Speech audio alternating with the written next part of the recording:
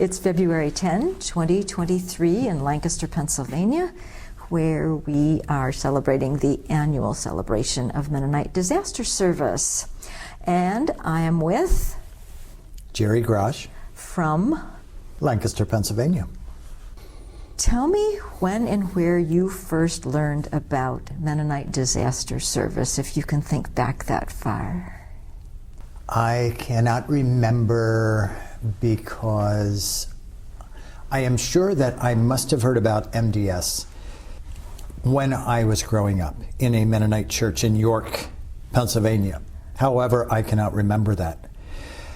My first memory when I really paid attention to MDS was when I was working in Nairobi, Kenya with Mennonite Central Committee and Eastern Mennonite Missions in 2006, planning to return to the United States in mid-2006. And Kevin King wrote to us and said, hey, I understand you're returning to the States and we are hiring.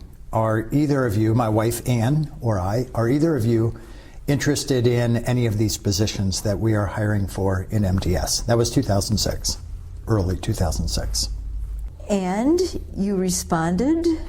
I said, tell us more. And so we looked at them, and the position at that point, Director of Field Operations, was the one that I decided that I was interested in and that I applied for.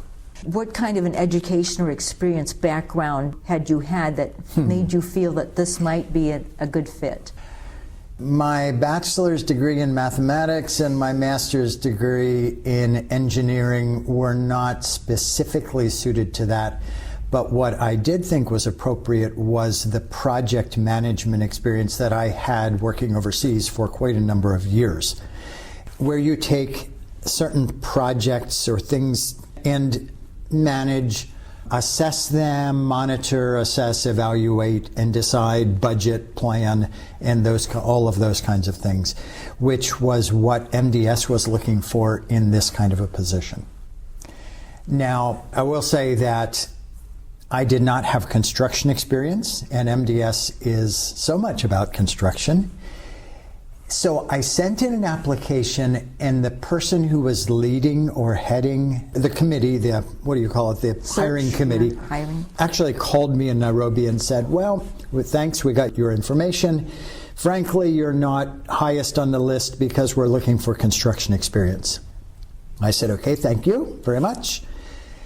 But then about 2 weeks later, I got another call from him, and he said, you know, we've been continuing to work at this and reevaluating and looking at what we're looking for, what skills, strengths we're looking for in this position. And he said, we really feel that construction is not the most high-rated thing for this position. We're looking for somebody who can manage these programs and projects. And this was going to be a position in the headquarters office in Lidditz? In Akron, at that time Akron. It was yes. Still in Akron? It was in Akron, yes it was. And this was kind of your home area? Or not so much? No, it wasn't so much.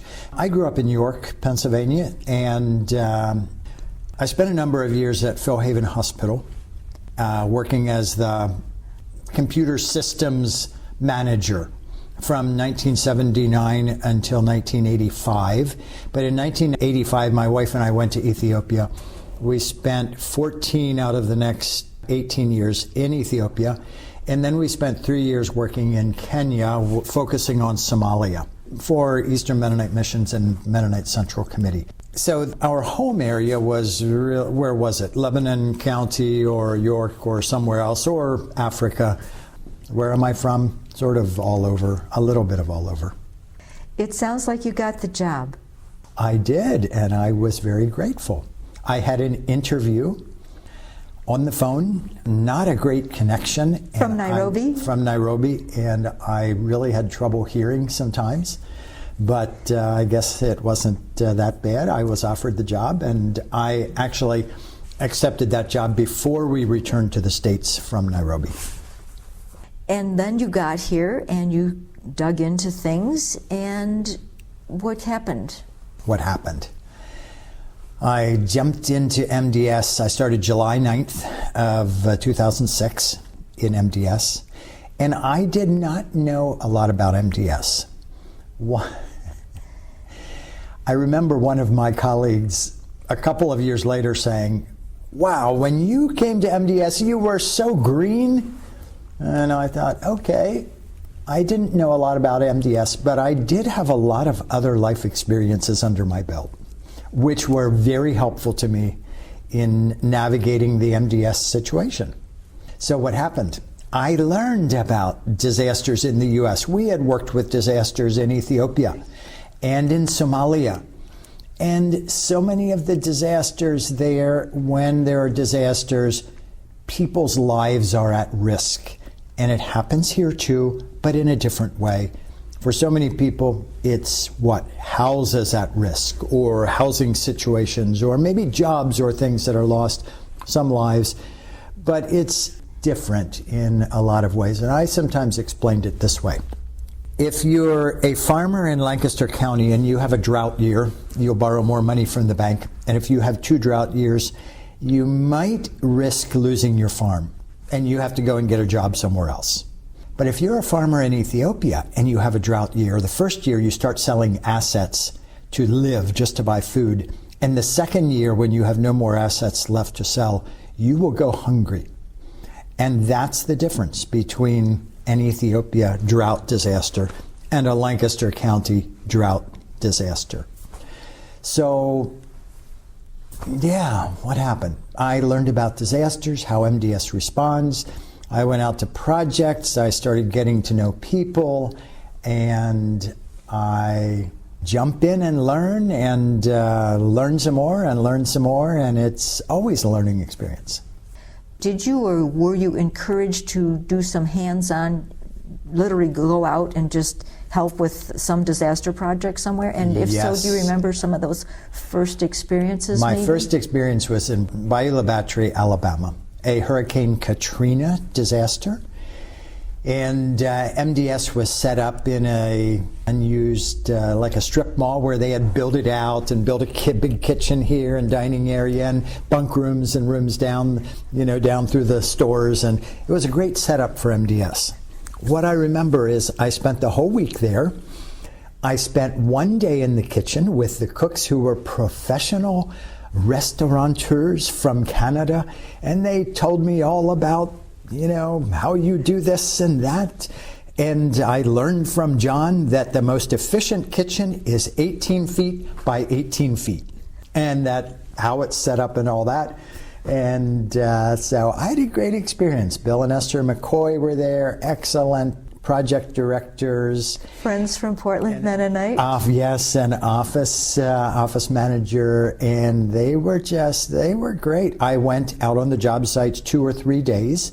I spent one day with Bill trying to understand, okay, what is he doing? What is he looking for in his role as project director? Because I needed to supervise or oversee or be the resource to all of the project directors across the U.S. So I spent a day with him. I spent 2 days working on a house, hanging drywall, and I don't remember what else. And well, there must have been another day in there somewhere. That was my first experience on a specific MDS job site. So as time is going along, you're feeling like you've made a good choice to work with MDS? Absolutely. MDS, there have been so many great experiences with MDS, and getting to know lots of people in MDS. Is it safe to say that your specific job had a lot to do with interacting with people as opposed to systems, or? Yes. Well, okay. In my job, I coordinated the project work across the U.S. In the early days, Canada as well, but then sometime around 2010, Canada hired staff who took on the oversight for the Canadian projects, and we no longer did that. But up until 2010, I did some of that. But what I did was to we had field staff, Jerry Clausen, disaster response coordinator, now called ROC, but he would do the investigation and project setup, and then I would do most of the ongoing management of the projects, deciding with him and with others what projects should run when. So when the volunteer numbers drop in April every year, which projects do we close? Because we won't have enough volunteers to keep running all the winter projects through April and May and June and July. We have to close. Which ones should close? Which ones should close maybe at the end of May? Which ones should be summer youth projects in June and July and into August? Is there anything we can keep open in September? No, there wasn't always. But then where do we open again in October? These decisions were not made just by me or with me. I always had input from a variety of people and places, the volunteer coordinators, the volunteer team then, as well as Jerry, our field people, plus other people in the field, plus partners, always looking at those. So with a whole bunch of people, I made decisions together with them, but made decisions about where MDS worked when.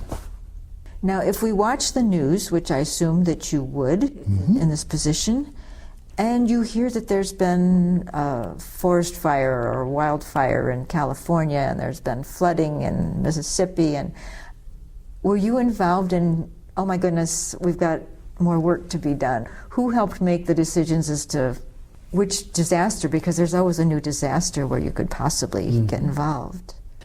Oh boy, how did we decide? The question would often come, how do you decide where to respond? So, when we learned of a disaster, and we might hear of it through the news, or we might hear of it through our MDS contact system. MDS volunteers out in some state or a unit, an MDS unit, they might say, hey, we've had a disaster. Some of the first calls were, well, what happened? Where? How much? How big is it? Do you need help? And then we would send in, it was our first ROC, our disaster response coordinator then was Jerry Clausen, Jerry and Doreen Clausen from Kelowna, British Columbia. And he might go in and help and investigate, or help local folks, MDS folks, investigate what are the needs, what's there. But we usually would look and say, do we have volunteers to send there? If we thought we didn't have any volunteer resources, we probably wouldn't go, because MDS's presence raises expectations, and we don't want to raise people's expectations only to dash their hopes and say, well, we came and boy, you really need help, but sorry, we don't have any volunteers to give you. Maybe next year. That's just not a real great way to do it. I didn't usually go on those investigation trips, but I remember going on one with him. After Hurricane Ike in 2008, that came up just east of Houston. At the time, it was ranked as the third costliest disaster in U.S. history. And nobody remembers Hurricane Ike. 2008, it was an election year. There were other things going on. It disappeared from the media news cycle very quickly. So we went into Houston and started out by contacting the Mennonite churches that we knew, because we have their contact information. Talked to the Spanish-speaking one over here, the Houston Mennonite Church, and another one over there. And, well, we don't have much damage. We did something. We provided a generator for the one church, but no, we don't have a lot of damage, and our parishioners don't have a lot of damage. But we suggest you talk to this person. Well, we talked to that person. That person referred us to somebody over near Baytown, to the east a little bit, at the north of the Trinity Bay. And that person said, you know, we've got damage, but if you really want to go someplace where they have needs and not much is being done, go over to Chambers County, east further yet. And so by following the connections, and so often this happens, you follow the connections, the people you know, do you have needs? What are the needs? What's out there? Yes, no, but you really should talk to this person and go over there. We finally ended up in the town of Anuhuac, A-N-U-H-U-A-C, in Chambers County, and we repaired something like 42 roofs that winter in Chambers County, Texas, because we went from one to another and found the people or the place where it seemed like MDS could make a difference. So from your position and your seat here, tell me some stories of specific people or circumstances or situations, or I keep wanting to use the word disasters, but everything's a disaster. Maybe things that didn't go quite as well as you would maybe hope they had. Some stories that come to mind as you think through some of the things that did not go as well as I hoped they would. Or that did or didn't, or people, specific people, or I know that's a wide canvas on which to paint. One of the first things I learned is that people are people. And wherever you have people living and working together as MDS does, there will be the rubs and the conflicts. But it's amazing that, yes, they happen, but MDS still works and works well. So I'll tell you, I've repeated some of these stories very often because I use them, I've used them in sermons or devotionals or other places. But this is one that I've told frequently. And these are ones that I repeat because they are significant and they have meaning to me. We were set up to work in New Orleans.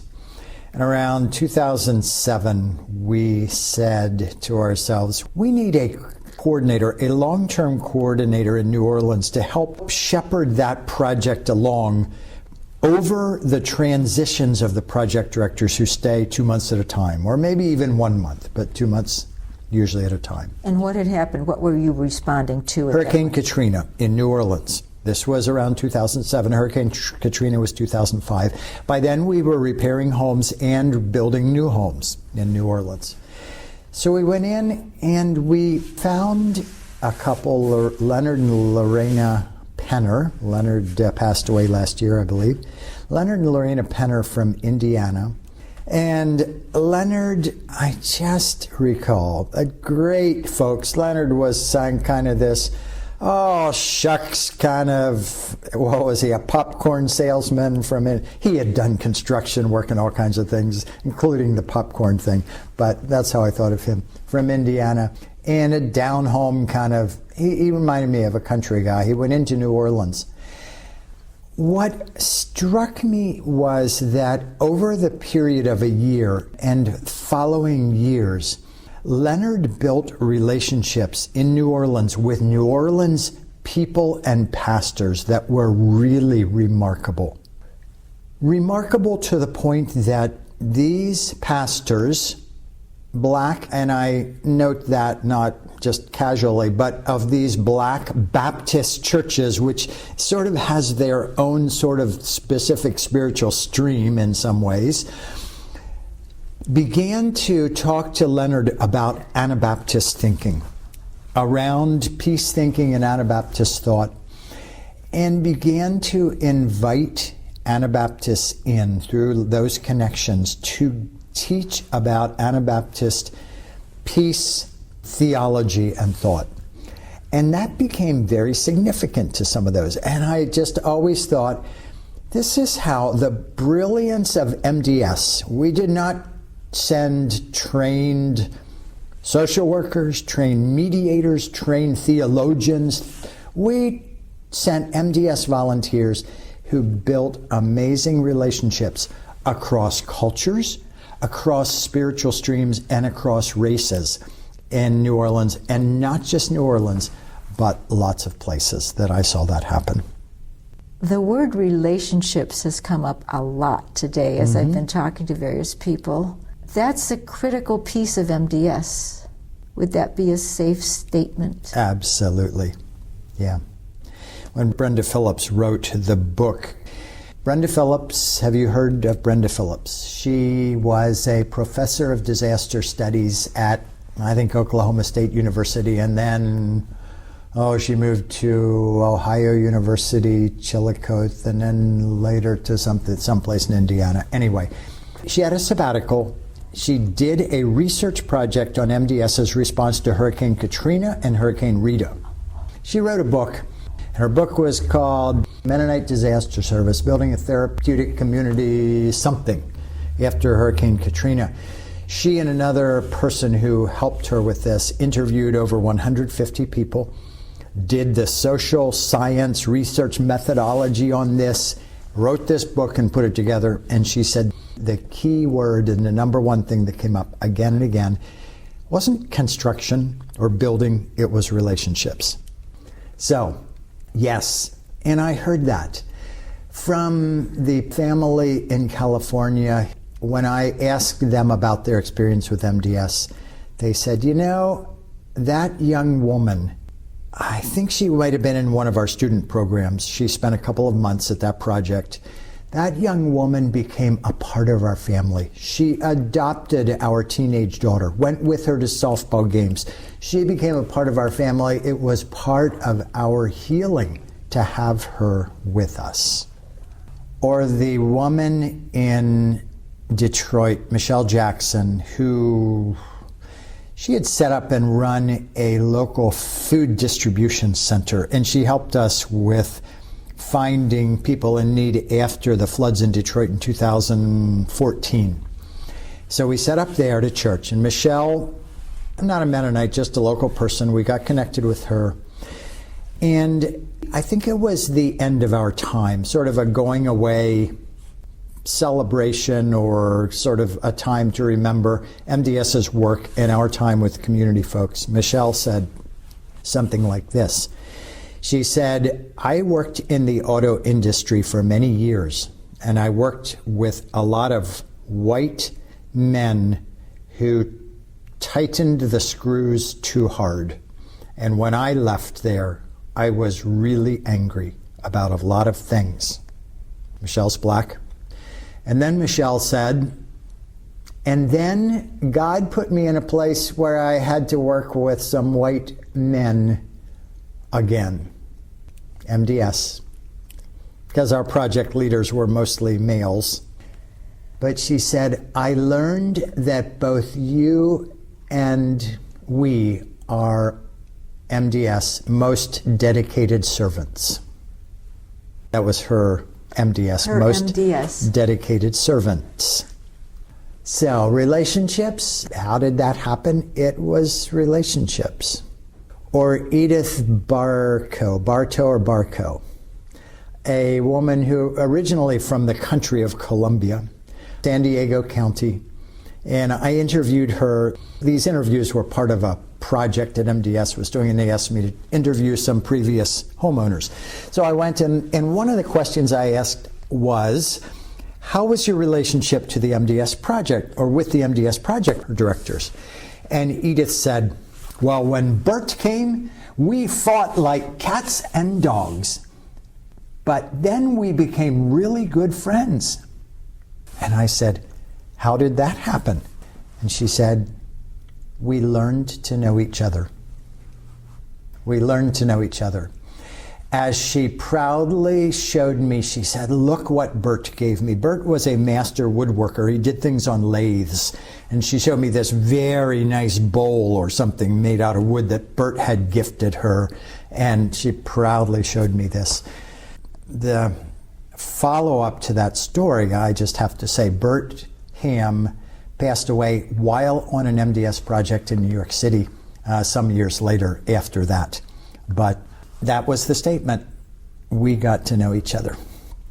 Well, how would Bert Ham from Edmonton, Alberta, and Edith from Dulzora, California, ever have gotten to know each other otherwise? MDS. So while the D in MDS stands for disaster, is it safe to say that there are some silver linings somewhere in all of this disaster? We always look for the good things, don't we? We want the good things to come out of it. How does one describe a theology of disaster? And I don't know. I've seen lots of disasters in years in Ethiopia.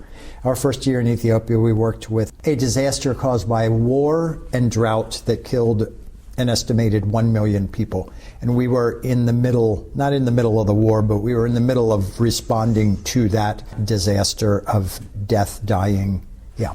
So, on to disasters here. Are there silver linings? What do we look for? Are there good things? Absolutely.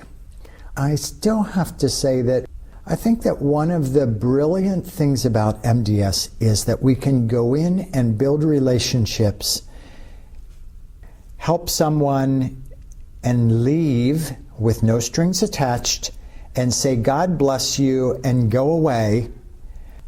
Some people might say, well, you've got this white savior mentality and think you're going to save everybody. There might be some of that, and we have to be aware of that. However, when you make friends with people, it breaks down that kind of a stereotype. And a woman in Florida told me, she said, you know, when they came to build my house, the very first week they started on my house, she said there was a group of young women, long dresses, and they had their bonnets on, and she said, wow, I just didn't know how this would go. But at the end of the week, she said, I cried when they left because we had become friends.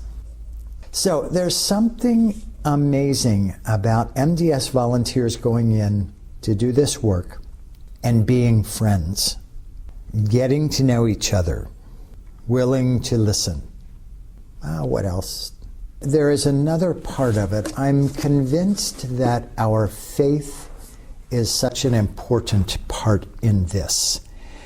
And although we do not proselytize or preach or hand out tracts or whatever, that our faith shines through. Somehow it penetrates this. And here's another story I've often told. I was in Plaquemines Parish, south of New Orleans. The Mississippi River flows through New Orleans and then south down toward the Gulf, 50 miles along this very narrow spit of land. And I was down there after Hurricane Katrina again. I was with Big Mike, project director, and we were going out. We met the local building inspector at one of the job sites. This guy had known MDS now for a little while, I don't know, a year or two, however long it was. And we met him and we got to just talking with the building inspector. And we stood there and talked for 45 minutes about all kinds of things, not just about the building and construction. And one of the things he said, it's just so amazing how you get all these people to come here. And I said something like, you know, people come because of their faith, because they've experienced something in a relationship with God, with Jesus, and they want to serve other people. I don't know exactly how I phrased all of that, but at the end he said to me, and Mike, he said, wow, you folks really live what you believe. And I thought, to me, that is high praise for the volunteers of MDS. From someone, I have no idea if he was Christian, whatever he was, but he said, you folks really live what you believe. Okay, he gets it. That's what we want, isn't it? Isn't that what we're trying to do? To live out what we believe on MDS? That's why we're doing this. Another thing that occurs to me is that MDS isn't what I would call, and maybe I'm wrong here, a first responder. I think there may be some of that, but then you stick around or you go back when everyone else has left and pick up some pieces, and people are still hurting and suffering, and there you are. Speak a bit about that aspect. In the disaster world, the first responders are the sort of the search and rescue people, okay? And or let's put out the fire, or let's make sure that there's nobody who's died and is in the house or wherever in the disaster area. So that's first response. Their job is to make it safe for others to enter. We do not go in as first responders. We go in as early responders after they declare that the area is safe and it's opened up for the early response. That would be the cleanup work. We'll cut trees, we'll haul out debris, we'll clean out the wet, muddy carpet, all of those things. We're early responders. In my years in MDS, I think I've seen a significant shift, though, in how that happens. Years ago, MDS were some of the main early responders in a lot of places. Hurricane Katrina, that was about the time when there was a shift. There were a lot of organizations and people who were motivated to get out and serve, and a lot of them started with early response. Let's go clean up, let's cut logs, let's do this, cut trees. And there was actually less of a need for MDS after that, later, than there was before. So it seems there's sometimes less need for MDS to do early response now than there used to be 20 and 30 and 40 years ago. So when we get in, we like to say we'll stay for the long term. One of our high priorities is to try to finish what we start. So if we start working in an area, we try to work there until our work is done. It doesn't necessarily mean that all of the work is done. There are many things we can't do. And if the money for materials has run out, or the case managers have all finished their funding and they all disappear, we might say, you know what, we can't work anymore because the things we need to work aren't there, even though not everyone has been helped. But as much as possible, we like to try to follow through until the end. And I'll say this. Coming back from 17 years in East Africa, I had a pretty healthy skepticism about short-term missions and the usefulness of those. And then I came back and I worked for MDS, and one point I had this realization. I said, wow, what MDS does is short-term missions. Oh my. And I was at an annual meeting one time, I forget how many years, a couple of years, 2 or 3 years after I had started working with MDS. And I was sitting with Brenda Phillips, again, remember the author of that book, Mennonite Disaster Service, something community, anyway. And I said, Brenda, I said, we do these short-term missions. And I said, I'm pretty skeptical about that. But I said, MDS feels different, and I haven't been able to articulate it. What is different? And she said, I can tell you immediately. I said, well, what's that? And she said, it's because you finish what you start. Oh. I said, okay, but a group goes for a week and they don't finish a job, they don't finish a house. No, but she said, it's a legitimate part of the whole. They do their part, and somewhere down the road, the house will be finished. You make sure it gets finished. I thought, she's right. Because what I always thought about these short-term missions is, you go and what do? Oh, we'll put up the walls of the church, but you don't have time to do the roof or money, so you let it there without a roof. And does the roof ever get put on? Maybe, but maybe not. So we finish what we start, and each group is a legitimate part of the whole. They're each a piece of the puzzle. Yeah. Yes. And they're there at the right time for the right job, at least if things are going well. How many times have I heard a project director say, well, God sends just the right people at the right time. I needed plumbers, and along come a couple plumbers. And, well, I don't know how to explain that because, well, just because. But I saw it in a project near Oklahoma City, Oklahoma, after the tornadoes of Moore, Oklahoma, that killed some elementary school children. I forget which year it was. 2014 sticks in my mind, but it might not have been. It might have been 2012 or something. And we were out there, and I went out to a job site, and the project director said, well, here's this. And I talked to the homeowner. And this guy, the project director the week before said, we have this job where the homeowner lost their mobile home, got rolled over by the tornado and destroyed. So he bought a half of a modular home. modular homes, they often come in 2 pieces and they ship them in, they put them together and tie them all, and then you have a whole house. Well, he bought a half of the house, and he wanted to set this up on his property, and he said, I don't know how we're going to build that. I don't have people who can build that foundation and set up that mobile home, that modular house, half of it, no less. And then what about the other half? This guy, he says he's going to build the other half, and he is not in good health. He will never be able to build that other half. So I happened to be traveling to that project the next week, and we went out to that job site. There they were, the volunteers, with the half of the modular home already sitting on a foundation, and they were building the block foundation where the other half should be. And I was talking to that group leader, and they were from Indiana, and I said, wow, you guys, this is great. Last week or 2 before, Phil, the project director, was wondering how in the world he was going to do this. I said, so what do you all do for a living back home? And this guy said, well, I set up mobile homes. I install and set up mobile homes. Now, could we have planned that? If you really had planned to try to get a group with, and he brought a mason along with him who was putting up the block wall with the other helpers, could we have found somebody like that if we knew we needed them a month ahead of time and said, hey, we're looking for somebody with expertise in mobile homes and how you do this, and we need a mason as well? Well, I don't know, but there they were, setting up that mobile home, and I think we might have framed up the other half and allowed then, we didn't do the whole thing, but allowed the homeowner to finish the inside, the other part of it. So, does God always send the right people at the right time?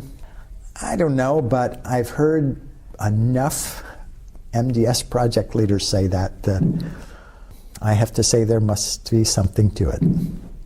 Well, we could go on and on, I'm sure, but it's my understanding that you recently retired. Is that true? I did.